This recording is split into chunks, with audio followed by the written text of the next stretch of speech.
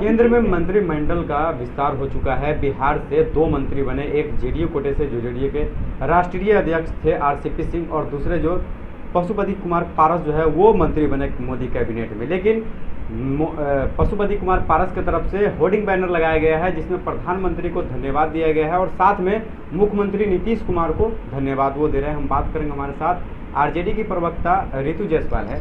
Ma'am, केंद्र में मंत्री बनते हैं पशुपति कुमार पारस, जो भी लोजपा में प्रकरण होता है वो तो सबके सामने है, लेकिन नीतीश कुमार जी को धन्यवाद दे रहे हैं पशुपति पारस, ये इसको कैसे देखती है राजद? देखिए, सबकी मिली भगत है, गठबंधन की सरकार है, ठीक है, तो कहीं ना कहीं से इसमें ऐसी कोई आश्चर्य वाली बात नहीं है कि वो अगर उनको धन्यवाद दे रहे हैं तो इसमें आश्चर्य की कोई बात नहीं है। और सबको पता है कि किस तरह से चिराग पासवान और नीतीश कुमार जी का जिस तरीके से जो रहा है पहले से, तो जो उनके खिलाफ जाकर के वहाँ मिला तो उसको तो बधाई देंगे ही देंगे ना। चिराग पासवान अभी हर जगह घूम रहे हैं, वो अपने आप को हनुमान कहते थे मोदी का, लेकिन उसके बाद से भाजपा कहीं ना कहीं उनसे किनारा कर ली है। जिस तरीके से अभी वो घूम रहे हैं, कहीं कोई समर्थन नहीं मिल रहा है बीजेपी की ओर से। क्या लगता है महागठबंधन में आप लोग ऑफर देंगे उनको?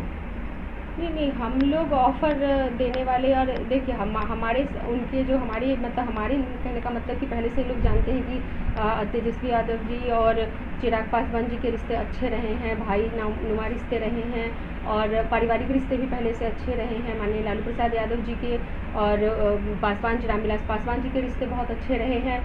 तो ये लोग एक विचारधारा वाले लोग हैं, अगर आते हैं तो कोई दिक्कत थोड़ी है, आते हैं तो बिल्कुल स्वागत है, क्यों नहीं करेंगे। चिराग पासवान बार बार कह रहे हैं कि बिहार में मध्यवर्ती चुनाव हो सकते हैं, जिस तरह से समीकरण साधने में मुख्यमंत्री लगे हुए हैं। राजद किस तरह कैसे तैयारी करे? वो भी कह रहे हैं कि हम चुनाव की तैयारी करें, हो सके तो चुनाव आ सकता है, तो राजद क्या कर रही है? देखिए, कब क्या होगा नहीं होगा, अभी तो चुनाव हुआ, और क्या क्या टूट फूट होती है। पहले तो जो वो सत्ता में बैठे हुए लोग हैं वो अपनी कुर्सी को वो अपना संभाल लें, वो देखें जिस तरीके से उनके एक निर्णय पे कितनी उलट पुलट वहाँ पे मची हुई है, पहले उन चीज़ों को देखें कि क्यों ऐसी ज़रूरत पड़ी, कि जो घटनाएं वहाँ पे लगातार घट रही हैं वो आप उनको देखिए ना ध्यान से कि क्या क्या चीज़ें वहाँ पे चल रही हैं।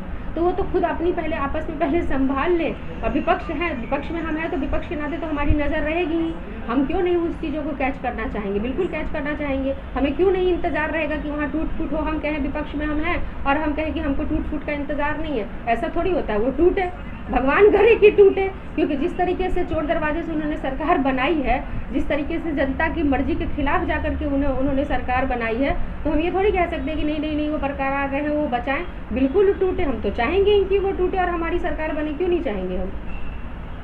जिस तरह से कहा जा रहा है कि ललन सिंह नाराज बताया जा रहे हैं, वो उपेंद्र कुशवाहा से मिलने पहुंचते हैं। उपेंद्र कुशवाहा भी रात को उनका बयान आया है कि आरजेडी के लोग जो है वो हमारे संपर्क में है, लेकिन इसके पीछे हमारा कोई रोल नहीं है, जेडीयू का कोई रोल नहीं होगा अगर कुछ ऐसा होता है आरजेडी में।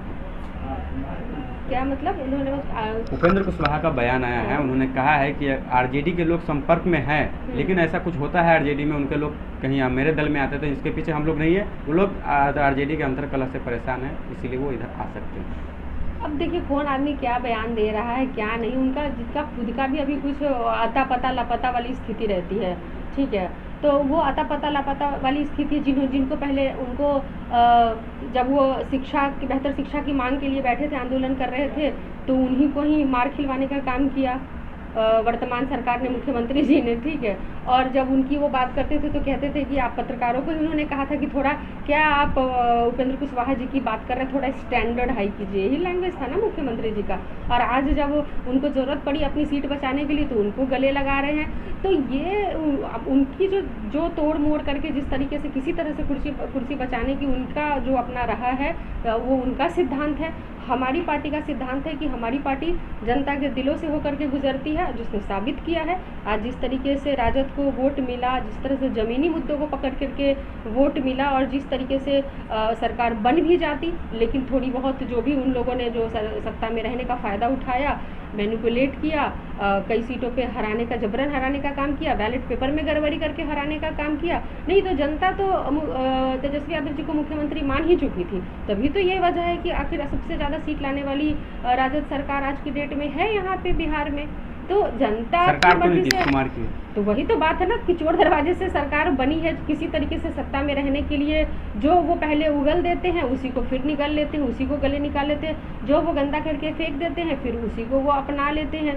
तो ये सब उनका अपना है, जो अब किसी तरीके से किसी हद तक नीचे गिरते हैं उठते हैं, ये उनका है। हमारे पार्टी का जो है वो स्टैंड बहुत ही क्लियर रहता है कि हम जब भी आएंगे जनता के दिलों से होकर के ही हमारी सरकार बनेगी और जनता के दिलों से होकर के ही गुजरेंगे। प्रजातंत्र है, जनता की मर्जी के बिना कुछ नहीं होता, जनता ही सर्वोपरि है। तो ये लोग जो कर रहे हैं, चाहे पशुपति पारसनाथ जी कर रहे हो कि किस तरीके से नेता आखिर वहाँ के हाजीपुर के लोग किनको मानते थे, रामविलास पासवान जी को मानते थे, चिराग वो उनके नहीं रहने से निश्चित तौर पे चिराग पासवान जी को मानेंगे। ये बीच में जो है सो जा कर के अपने ही परिवार के लोगों के बीच में खंजर घोंपने का काम किया है।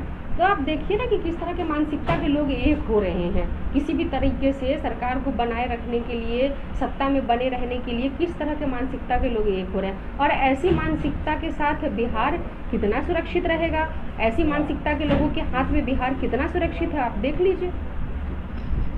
तो ये थी हमारे साथ आरजेडी की प्रवक्ता रितु जायसवाल, जिन्होंने सारे सवालों का सटीक जवाब दिया और कहा कि अगर जेडीयू के लोग आते हैं हमारे इधर तो हम तो चाहेंगे कि जेडीयू में टूट फूट हो, हमारी सरकार बने।